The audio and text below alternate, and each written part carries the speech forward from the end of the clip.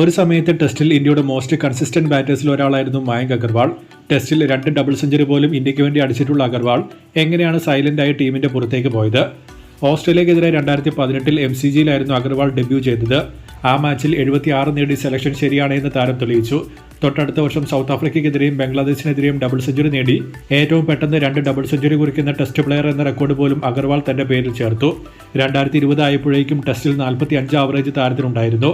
എന്നാൽ 2020-21 ബോർഡർ ഗവാസ്കർ ട്രോഫിയിൽ തിളങ്ങാൻ പറ്റാതെ പോവുകയും ശുഭ്മാൻ ഗിൽ കിട്ടിയ ചാൻസ് മുതലാക്കുകയും ചെയ്തു. അതേ വർഷം നടന്ന ഇംഗ്ലണ്ട് ടൂറിൽ ഷോൾഡറിന് പരിക്ക് പറ്റി അഗർവാൾ പുറത്തായപ്പോൾ രാഹുൽ ഓപ്പണിംഗിൽ എത്തി ലോർഡ്സിൽ സെഞ്ചുറി അടിച്ചു.